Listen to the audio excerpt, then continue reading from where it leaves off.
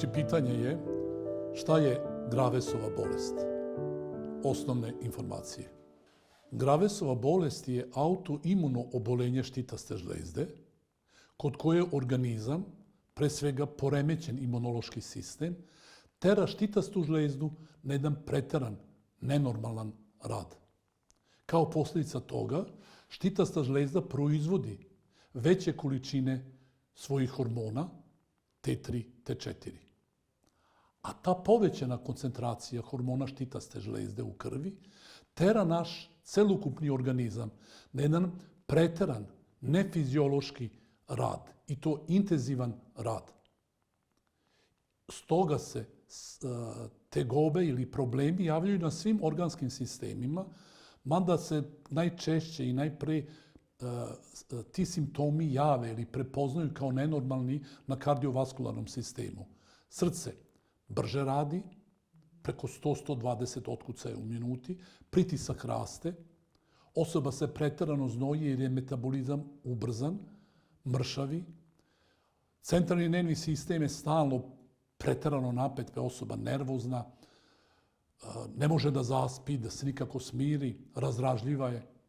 I možemo reći, svi organski sistemi su pod jednom preteranom stimulacijom.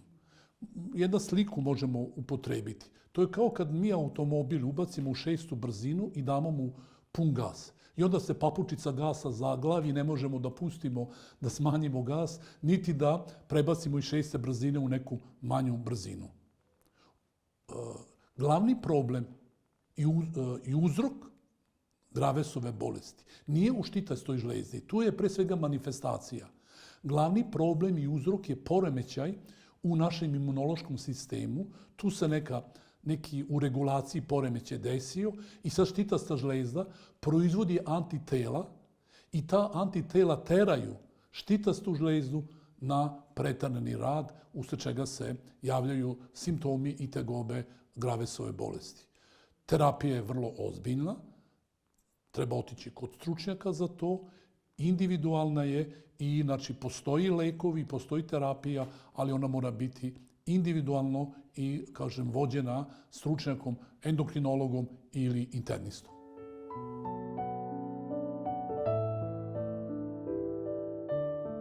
Ishrana kod hipotireoze, Hashimotovog tireoiditisa i hipertireoze.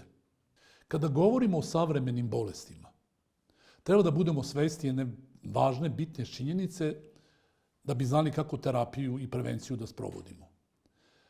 Savremene bolesti nisu izazvane jednim faktorom, jednim uzrokom, nego u nastanku problema koje muče današnjeg čoveka nalaze se više faktora ili više nekih pogrešnih navika životnog stila. I posljedica toga je ta da ni terapija ne može biti monoterapija. Ne možemo uzeti jedan lek, dati jedan lek i time razrešiti problem. I terapija i hipotireoze, i Hashimotovog tiroiditisa, i hipertireoze je kompleksna i ne sastoji se samo u jednom leku ili jednoj vrsti leka. Ishrana je bitna i mi ne možemo se danas boriti protiv savremenih bolesti, niti ih lečiti ako ne uključimo i ishranu, odnosno njene ispravne principe. Ali ne možemo ni samo ishranom najveći broj savremenih bolesti lečiti. Ja imam običaj da koristim sliku.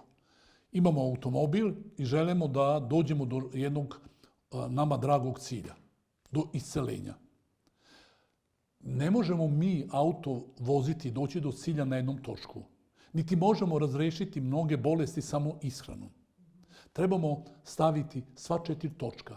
Znači ishrana, fizička aktivnost, sunce, prirodni lekovi, čajevi, neki put mora i medikament, veštački lek. Znači terapija mora biti sveobuhvatna da bi onda sigurno, efikasno i brzo stigli do procesa iscelenja. A opet, želeo bih da odgovorim na pitanje kako ishrana ili kako treba da izgleda ishrana koja ima preventivno i terapijsko dejstvo kod spomenutih bolesti.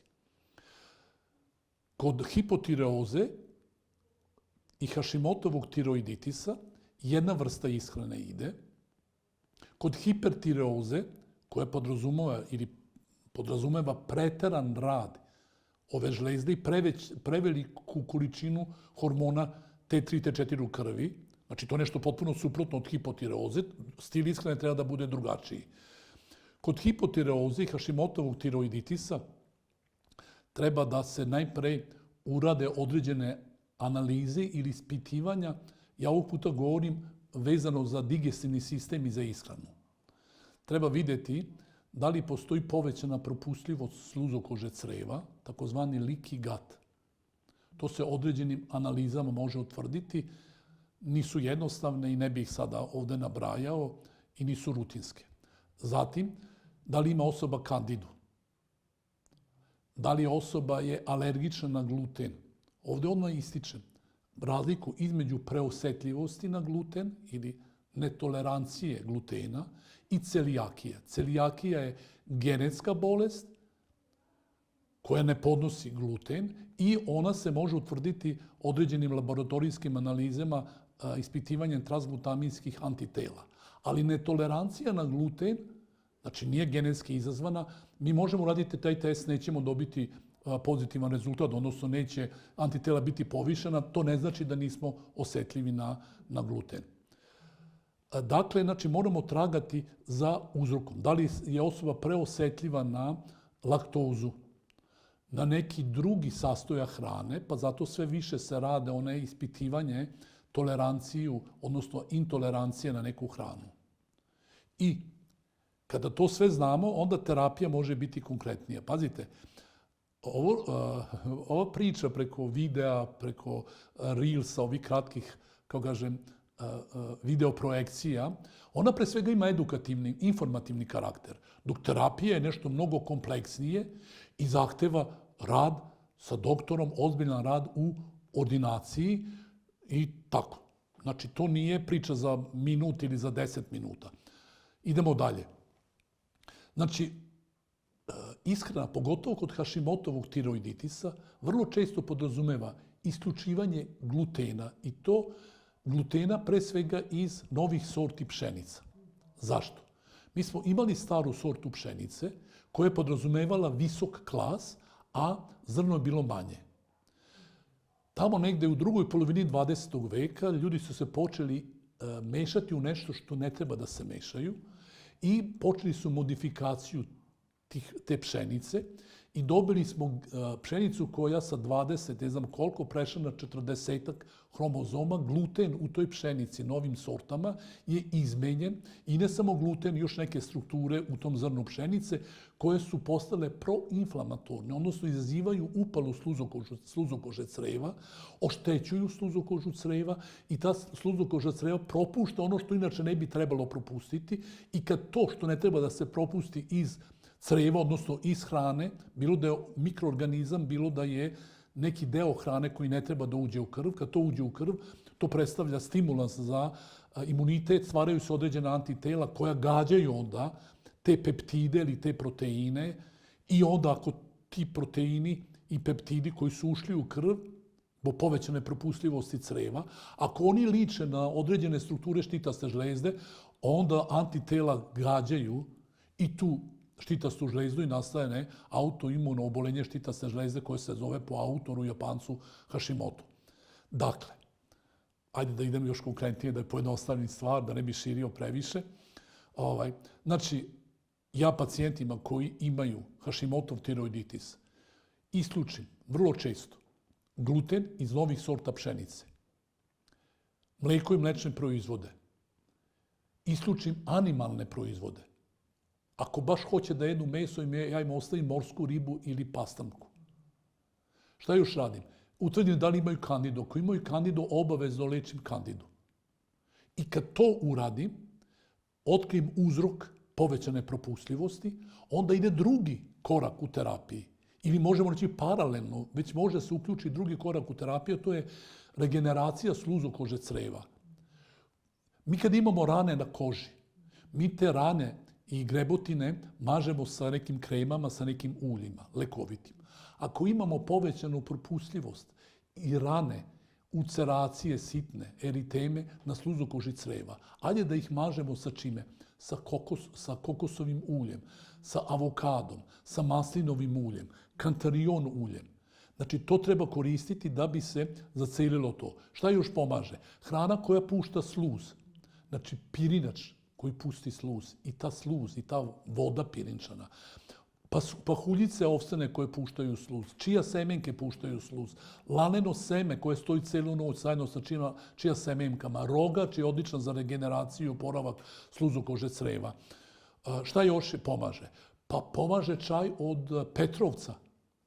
Slatki koren koji ima isto antiinflamatorno dejstvo, čaj od slatkog korena. Šta još može pomoći? Može da pomogne aloja vera, koja isto ima antizapaljensko dejstvo i pomaže u regeneraciji sluzokože creva. Ako se radi o hipotireozi, onda unosimo hranu i biljke i suplemente koji stimulišu rad štitaste žlezde.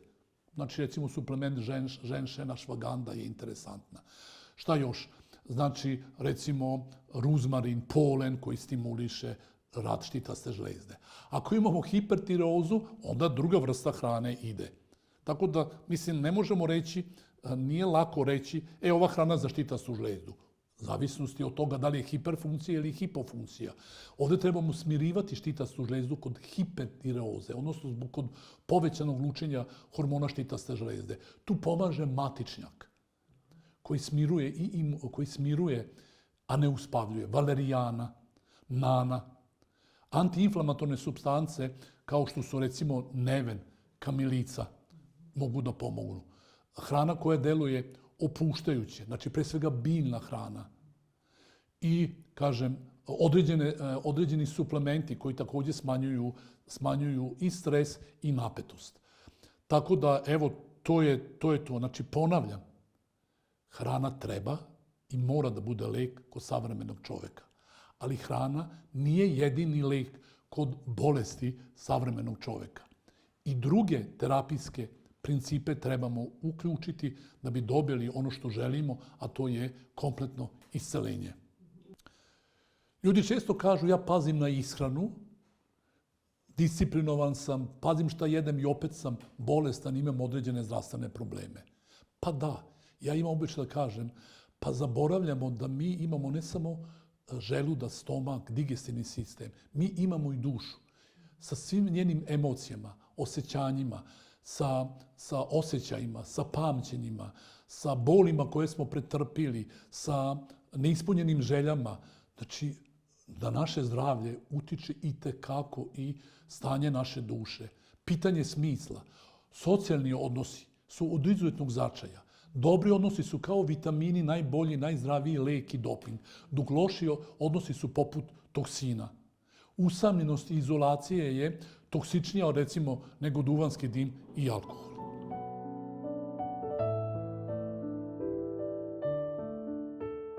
Znači, ishrana kod ulceroznog kolitisa i Kronove bolesti. Znači, ulcerozni kolitis i Kronova bolest su ozbiljna obolenja. Terapija je kompleksna. Ishrana ima svoje nezaobilazno mesto. Zbog čega? Pa zato što hrana dolazi u direktni kontakt, u direktnom je odnosu sa sluzokožom, odnosno sa organom koji je oboleo. I hrana može da vrši iritaciju i da još više povređuje one rane i ulceracije koje postoje, ili može da ima zaceljujući efekat i da smanjuje zapaljenje. Kada govorimo o ishrani kod ovih bolesti, treba da znamo ili da se naglasi da su ova obolenja vrlo često praćena velikim brojem stolica. Osoba ima 7, 8, pa čak i 15 stolica dnevno. I sad tu treba biti mudar. Poređenje će napraviti. Trčanje, hodanje, skakutanje je zdravo. Ali ako je čovjek slomi nogu, onda skakanje, skakutanje, trčanje nije zdravo, nego mi tu nogu stavimo u gips i ta noga mora da miruje. Presna hrana je zdrava hrana. Presno voće, presno povrće, integralne žitarice, mahunarke su zdrave. Čak postiču naš digestivni sistem, naša creva na jedan intenzivniji rad. Kod ulceroznog kolitisa i Kronove bolesti, pogotovo kad imamo veći broj stolica, ova hrana nije zdrava. Moramo drugu vrstu hrane pripremiti, odnosno koristiti. Koristi se barena, kuvana hrana. I to ne sva hrana koja pripada spektru zdrave hrane. Znači, tu posebno mesto ima bareni beli pirinaš sa pirinčanom čorbom. Ovsene pahuljice koje se ne stavljaju u hladnu vodu, nego se u vruću vodu, ključalo vodu stavljaju i treba da stoje najbolje celu noć. Isto tako laneno seme sa onom sluzi, čija semenke, rogač koji imaju zaceljujuće dejstvo na sluzu kožu creva. Znači, koristi se hleb, ali ne integralni hleb, nego beli hleb. I još bolje ako napravimo dvopek ili tostiramo taj hleb. Zašto? Kako bi odradili jedan deo posla koji bi trebao da radi bolestan organ, odnosno ranjena i ulcerisana creva. Šta može da se jede? Znači, griz, peltin griz, palenta. Spomenuo sam dvopek sa avokadom, kokosovim uljem. Zatim spomenute ovsene pahuljice, pirinač, čija semenke, rogač. Mi možemo uzimati voće, ali pažljivo, i to voće treba izblendirati. Zbog čega? Kako bi se razbila, blendiranjem se razbijaju dijetna vlakna i onda to voće neće delovati stimulativno na već previše stimulisana creva. I nećemo povećati onda broj stolica, nego će to voće i sastojci voća biti apsorbovani visoko u želucu i dvanaestopalačnom crevu. Treba tragati za voćem koje individualno odgovara svakoj osobi. Nekoj osobi će prijati zrela banana izblendirana sa recimo kivijem. Nekoj drugoj osobi će možda više prijati, blendirane maline, borovnica, oljuštena i izblendirana breskva. Znači, ta osoba treba da traga za izblendiranim voćem koje najviše prija. I obično se krene malom količinom, gutljaj po gutljaj, i da se ne ide sa većom količinom voća i da ne bi onda previše stimulisali i napravili, kao kažem, pogoršanje postojećih problema. Supa ili čorba od povrća, bareni krompir, barena blitva, barene tikvice. To su namirnice koje mogu, dobar je i proso je vrlo interesantan, to je blaga hrana sa barenim povrćem. To bi moglo da uđe u ishranu onih koji imaju ovu Kronovu bolest ili ulcerozni kolitis. Ono što bih želeo da spomenem pored ishrane je to da te osobe uglavnom imaju ili skoro uvek imaju deficit vitamina D i stoga je jako bitno da se unosi veća količina, veća koncentracija vitamina D. Ja obično dajem pacijentima 8 do 10 hiljada internacionalnih jedinica vitamina D u prvih mesec i po dana, posle spuštam na 4-5 hiljade. Znači, to je bitno, vitamin D, jer sve autoinflamatorne bolesti su udružene i možda i dobrim delom i nastale zbog deficita vitamina D i sunčeve svetlosti. Slatki koren imitira dejstvo pronizona, odnosno kortikosteroida, ima ta poželjna dejstva koje imaju kortikosteroidi, a istovremeno, znači ima antizapaljensko dejstvo, istovremeno nema neželjena dejstva. Jedine osobe koje imaju visok krvni pritisak treba da se paze da unose malo blaži čaj od slatkog korena. Ja bih taj slatki koren pomešao sa nanom koja smiruje te učestale stolice, stavio bi žalfiju koja ima antiinflamatorno dejstvo, recimo petrovac i bokvicu koji takođe smanjuju zapaljenje, cvet nevena, znači te bi mešavine pravio i to bi uključio takođe u terapiju. Crni kumin, ulje i aloja vera takođe mogu da dođu u obzir. I pazite, ovo što ja govorim, to nije čudesan i jedini lek, nego deo jedne promišljene terapije koju treba da vodi gastroenterolog zajedno sa internistom i onim koji poznaje ishranu. u terapiji Kronove bolesti, ulcerozne kolitisa, uključuju se i medikamenti, često i kortikosteroidi, sada ide imunoterapija. Znači, ovo što ja pričam, podvlačim, ne isključuje dobro smišljenu sveobuhvatnu terapiju. Čak i psihoterapeuti treba da se uključe, jer ova bolest, spomenute bolesti su psihosomatske bolesti. Stomak se zove drugi mozak. I veliki broj ljudi, posebno osobe ženskog pola, presele stres i patnju duše i stres presele u digestivni sistem, odnosno u stomak i creva. I evo to je na neki način u kratkim crtama koja hrana može da bude u pomoći. Znači, hrana treba da bude antiinflamatorna i pripremljena onako kako sam malo pre spomenuo. I kad to sve uključimo, kontrola ulceroznog kolitica će biti izvesnija i mnogo uspešnija.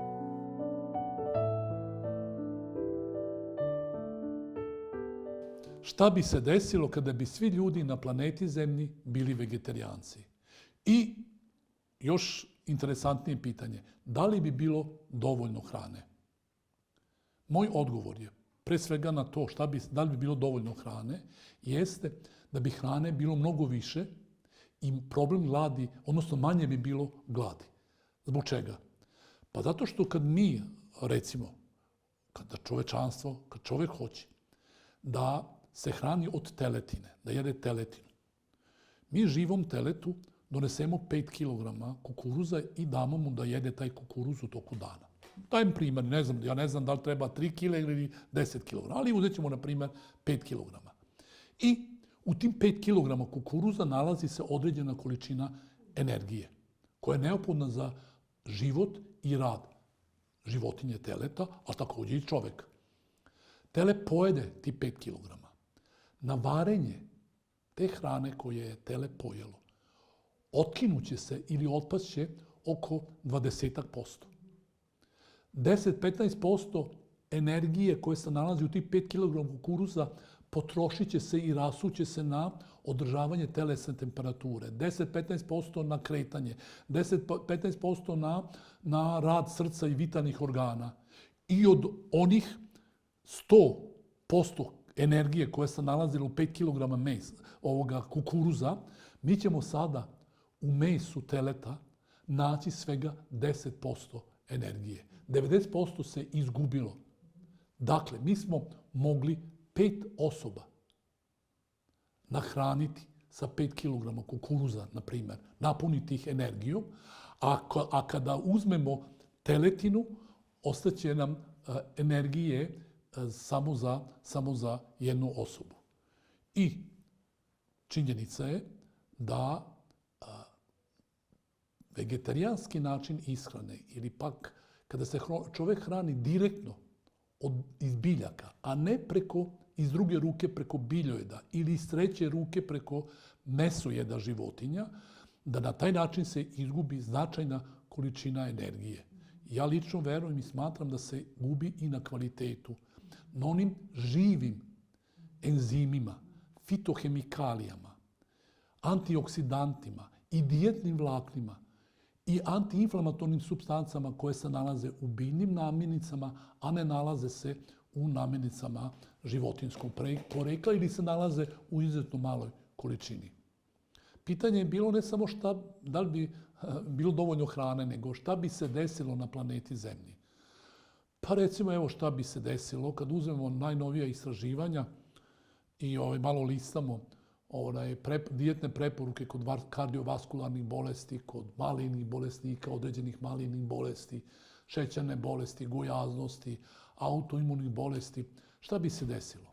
Pa bilo bi manje srčanog infarkta, moždanog šloga, manje visokog pritiska, poremećaja ritma, ateroskleroze, manje bi bilo šećerne bolesti, gojaznosti, insulinske rezistencije, manje određenih malignih bolesti, pre svega raka želuca, pankreasa, jetre, debelog creva, pa čak i dojke i prostate. Šta bi se desilo? Ne da ja verujem, nego savremene preporuke kažu da bi bilo manje broj obolelih, a ispitivanja na vegetarijancima su pokazala da vegetarijanci zaista duže žive i ređe obolevaju od savremenih bolesti. Ovdje bi ja nešto napomenuo da ne bi ispalo, da ne bi ni vegetarijanci smatrali da sad tu ne jedu meso, sad su oni, hrane se super. Pazite, oni koji su vegetarijanci treba da znaju da nije zdrava vegetarijanska ishrana koja je utemeljena na belom brašnu, belom šećeru, pomfritu koji je pržen u ulju i hrani koja je pripremana u termički obrađenom ulju. Kad ja kažem vegetarijanstvo, ja podrazumevam zdrav stil vegetarijanske ishrane. A to je ishrana koja je utemeljena na biljnim namirnicama, na prirodnim, biljnim, neprerađenim namirnicama, gde se unosi velika količina voća, integralnih žitarica, obavezno orašastih plodova i mislim da mi na ovim prostorima, bili vegetarijanci ili nevegetarijanci, bilo ko treba da jedemo više oraha, lešnika i badema. Ja pitam pacijenta koliko jedete badema, pa jedemo badema, koliko? Pa 5-6. Ne. 15 do 20 muškarci i 20 do 30. Oni koji su kardiovaskularni bolesnici, koji imaju visoke lipide, mogu i veću količinu, recimo badema i lešnika da uzmu pistačija, oraha malo manje, 5-6 oraha ili masniji, ali činjenica da orašasti plodovi povećavaju srčanu kontraktilnost, daju snagu srčanom mišiću, spuštaju holesterol, pomažu regulaciji šećera, deluju povoljno na mozak i tome slično, ali ajde da suzim priču. Kada bi ljudi više uzimali orašastih plodova, znači zelje, povrće, krtolasto povrće, mahunarke, to treba da bude za hranu. I ja sad kada ovo pričam, u stvari šta radim? Pa citiram Bibliju. Znači ja sam čovjek sa svojim i neznanjem i sa nekim skromnim znanjem. Zašto bi neko baš meni morao sve verovati? Oni koji su mi pacijenti dođu, oni imaju poverenja i iskuse kako deluje ono što ja pričam ili ne. Ali oni koji gledaju, zašto bi imali poverenje? Ali ako smo pobožni, monoteisti, pa još hrišćani, onda treba da verujemo Bogu i ono što je On dao da se zapiše u Bibliji. Uzmite Bibliju prvo poglavlje Biblije, pročitajte i vidjet ćete šta je onaj koji je znao da stvori čoveka, šta je predložio i šta je smislio da taj čovek jede.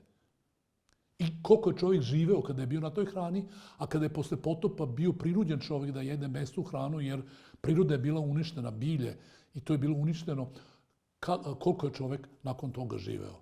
Znači, ja nemam ni prodavnicu biljne hrane, niti proizvodim biljnu hranu, ne bavim se poljoprivredom, tako da ja sam za to da se bira.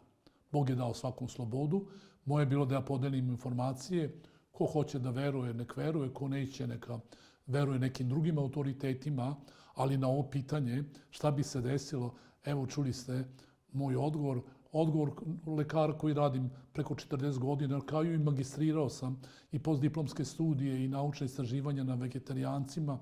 Bio sam u Loma Lindy, gradu vegetarijanaca, to je najdugovečniji grad na planeti Zemlji i pripada jednoj od pet plavih zona. Nije jedina plava zona, ali po pitanju kao grad, mislim da je, ovo su druga ostrva, tako da, eto, ono što sam naučio i što znam, ja sam hteo da podelim ovog puta sa vama.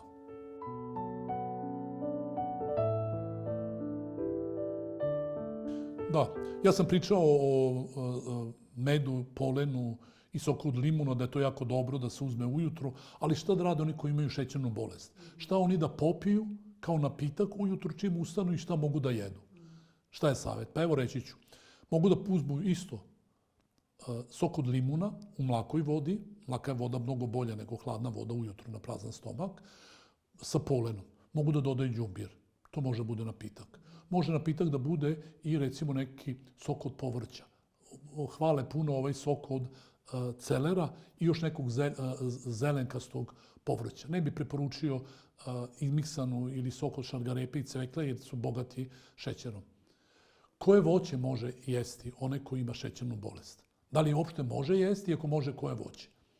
Voće se zove na latinskom fructus, a šećer koji se nalazi, dominantan šećer koji se nalazi u voću je fruktoza. Ima i glukoze, ali dominantan šećer je fruktoza. A fruktoza i glukoza nisu isto. Mi ako jedemo, unesemo fruktozu, pa odemo u laboratoriju pa merimo šećer, mi ćemo izmeriti glukozu, ona može, a nećemo meriti, nećemo naći povišenu glukozu. Znači, fruktoza, za razliku od glukoze, ulazi u ćelije bez intervencije insulina. Znači, osoba koja ima šećernu bolest, znači da nema dovoljno insulina ili zbog insulinske rezistencije taj insulin ne može da uradi posao koji im inače trebao da uradi, te osobe ipak mogu da koriste određeno voće u određenim količinama. Ponavljam, nije isto jesti voće, pogotovo kiselkasto voće, i jesti beli hleb, testenine od belog brašna i jesti neke veštačke proizvode da imamo veštački šećer koji podiže glukozu. U voću ima i glukoze, ali u manjoj količini, manjoj koncentraciji. Onaj koji ima šećernu bolest, ja kažem, može da jede bobičasto voće, borovnicu, malinu, kupinu, aroniju, višnje, trešnje, kivi. Znači, tu vrstu voća, nar, limun, grejp, to je voće koje može ta osoba da uzima, čak neki kažu da čak i manje količine banane i smokve takođe može, jer kažem da ta vrsta šećera, podvlačim, fruktoza se drugačije ponaša u krvi nego glukoza. Pored spomenutog bobičastog voća, ujutru se može jesti orah, lešnik, badem. I to veće količine. 20 do 30 badema i lešnika, pistaćija, pa čak i indijskog oraha, 5 do 8 našeg domaćeg oraha, 4-5 brazilskog oraha. Šta možemo još jesti? Bundevine semenke, suncukret, čija semenke, lan. To može da se pravi kaša od toga i da to se kombinuje zajedno sa voćem. Manje količine integralnih žitarica, pre svega proso, hedla, koje su povoljne kod dijabetesa. Nije lako reći šta da jede osoba koja ima šećernu bolest. Pa, znači, to je malo, pitanje je opšte, suviše uopšteno, a u konkretnim slučajima može da bude razlike. Pa, ako osoba ima šećernu bolest i dođe kod mene sa šećerom 20, drugačije će imati dijetnu preporuku, a drugačije osoba koja ima šećer 7. Drugačije će ishrana izlečiti i moji savjeti će biti drugačiji za osobu čiji šećer iznosi 7, a čiji šećer iznosi 20. Tako da, znači, ovo su malo neki opšti principi i opet ja uvijek ponavljam. Podcasti, YouTube, Reels, javna predavanja u salama za opštu populaciju nisu mesto za terapiju, nego za neke opšte preporuke i više za edukaciju. Terapija se sprovodi individualno u ordinaciji. To treba da se zna.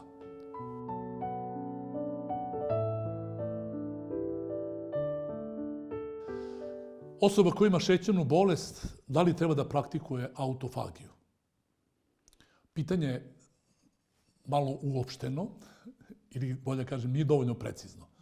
Moje pitanje je da li osoba ima šećernu bolest tip 1, insulin zavisnu, i da li u terapiji koristi insulin, ili osoba ima šećernu bolest tip 2, insulin nezavisnu. Autofagija je odličan lek i po meni nezaobilazno terapijsko sredstvo, mehanizam kod osoba koji imaju šećernu bolest tip 2, insulin nezavisno. Osobe koje imaju insulinsku rezistenciju, takođe autofagija je moćan lek i kod njih. Ako osoba ima šećernu bolest tip 1 ili šećernu bolest tip 2 sekundarno insulin zavisno, to je ona posebna priča i nije za ovaj vid, kao kažem, edukacije, i to ne želim da govorim ovako, na ovakav način i preko ovih društvenih mreža. To se radi direktno u ordinaciji.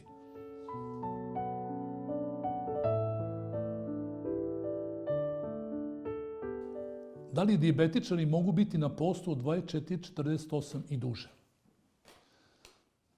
Znači, da li osoba koja ima šećernu bolest može biti na postu, odnosno biti na vodi 24 sata, 48 sati?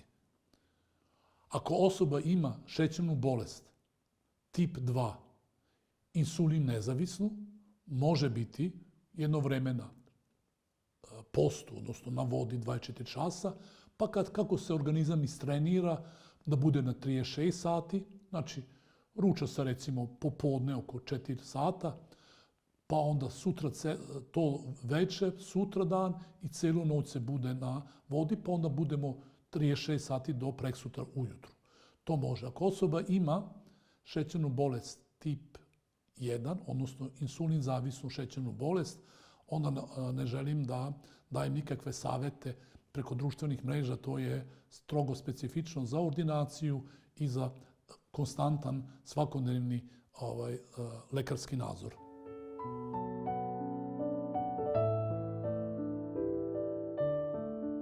Pitanje je da li polen može da regeneriše pluća, bronhije i ostale strukture respiratornog sistema i šta je bolje, perga ili polen? Podgorit ću prvo na drugi deo pitanja. Perga je bolja varijanta polena. Znači, to je, kako kažem, dorađen i poboljšan polen. Polen je odličan, perga je još bolja. Da li može polen, a samim tim i perga, da regenerišu bronhije, pluća i alveole? Iskreno, ne znam. Nemam iskustva i ne znam. Regeneracija je tvrd pojam i ono što ja podrazumijem pod regeneracijom, moj odgovor je ne znam. Ali da li pomaže polen i perga kod onih koji imaju probleme sa respiratornim sistemom? Da. Polen i perga pomažu kod bolesti pluća i respiratornog sistema pod uslovom da osoba nije alergična na polen.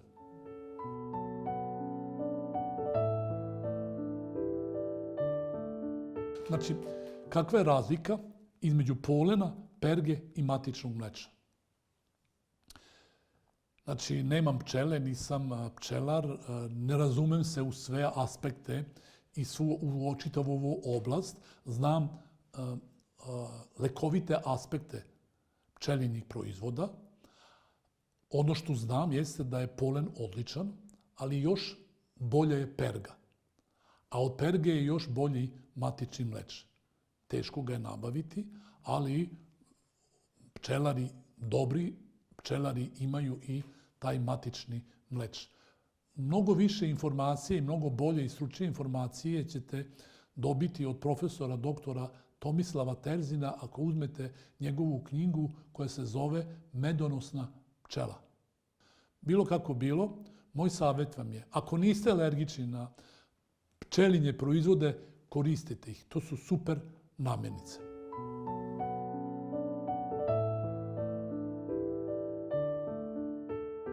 Evo jedno pitanje. Značaj holesterola za sintezu muškog polnog hormona testosterona. Znači, da, činjenica je da se testosteron sintetiše iz holesterola. Informacija broj 1. Informacija broj 2. Ništa manje činjenica nije da se i ženski polni hormoni sintetišu iz holesterola. Estrogen i progesteron. Također i kortizol se sintetiše iz holesterola. Informacija broj 3. U vezi holesterola i hormona. Jetra je organ koji stvara holesterol.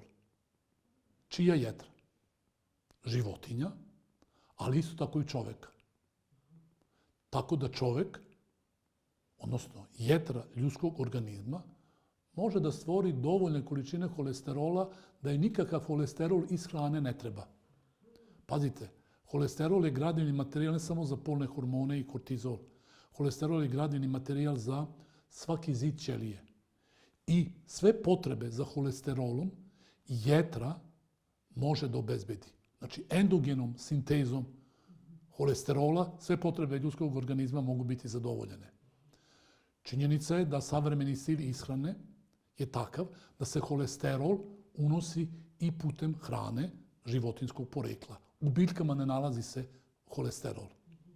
Sad, ovo pitanje, zašto mi je vedro i zašto sam se nasmejao kad sam pročitao ovo pitanje? Pa zato što mi nekako liči malo, ne moram biti u pravu, malo mi miriše i liči na ono, a šta će biti, pošto se testosteron stvara iz holesterola, a holesterol se ne nalazi u biljkama, nego samo u animalnim, u mesu i jajima, šta li će biti sa onima koji ne jedu meso i koji su vegetarijanci, šta će biti sa njihovim testosteronom, da li treba da se zabrinu ili ne? Ne treba da se zabrinu. Ne treba da se zabrinu, jer, rekao sam, zbog ovih informacija, s druge strane, a kad već pričamo o testosteronu, nije tema ženski polni hormoni, zato ću spomenuti samo testosteron.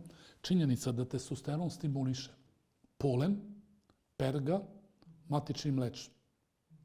Zatim, alkalna hrana, a to su namirnice biljnog porekla. Sintezu testosterona postiče fizička aktivnost i to fizička aktivnost koja dovede do znojenja. Testosteron stimuliše sunce i sunčeva svetlost, takođe i vitamin D. Da bi se sintetisao holesterol, krvni sudovi moraju, da bi se sintetisao testosteron, krvni sudovi moraju biti prohodni, čisti od ateroskleroze, onda je sinteza testosterona veća. Kad postoji ateroskleroza, sinteza testosterona je manja. A šta izaziva aterosklerozu? Pa namirnice koje su bogate holesterolom i namirnice koje su bogate životinjskim mastima. Znači, saturisane masne kiseline. Sintezu testosterona postiče i dobar san, melatonin, to znači da legnemo na vreme, takođe i orašasti plodovi. Orah, lešnik, badem, semenke, bundevine semenke koje sadrže cink, izuzetno su značajne, suncokretove semenke. Znači, mi znamo da vitamin E je taj koji sintetiše sintezu testosterona, stimuliše rad testisa, isto tako i jajnika. On se zove tokoferol na grčkom, a to znači onaj koji rađa, a vitamin E se nalazi pre svega u orašastim plodovima, semenkama i klicama žitarica i mahunarki. Šta snižava koncentraciju testosterona, odnosno otežava i smanjuje njegovu sintezu, njegovo lučenje? Povećana telesna težina, gojaznost abdominalnog tipa, insulinska rezistencija, šećerna bolest, ateroskleroza koja je izazvana pogrešnom ishranom, spomenutim faktorima, nepravilan san, odnosno kad smo budni posle ponoći, odsustvo fizičke aktivnosti. Opšte priča o hormonima, muškim polnim hormonima i ženskim polnim hormonima je vrlo interesantna i to može biti jedna posebna tema. Normalno, sinteza polnih hormona ima veze sa ishranom, jer hrana donosi građevinski materijal i, kao kažem, utiče stimulativno ili inhibitorno na rad polnih žlezda, ali ne zaboravimo da nije samo hrana u pitanju, nego uopšte celokupan životni stil. Ako negde ima uticaja, ima na rad polnih žlezda, pogotovo današnje, kao kažem, korišćenje tih elektronskih sredstava komunikacije i držanje tih mobilnih telefona blizu testisa, odnosno jajnika ili držanje laptopa u krilu je nešto što možda bude vrlo problematično i stoga moramo, kao kaže, stoga ćemo posvetiti jednu celu priču o polnim žlezdama, polnim hormonima i kako to blago koje nam se nalazi, taj genetski materijal koji se nalazi u našim spomenutim žlezdama sačuvati neoštećen da bi naše potomstvo bilo što zdravije.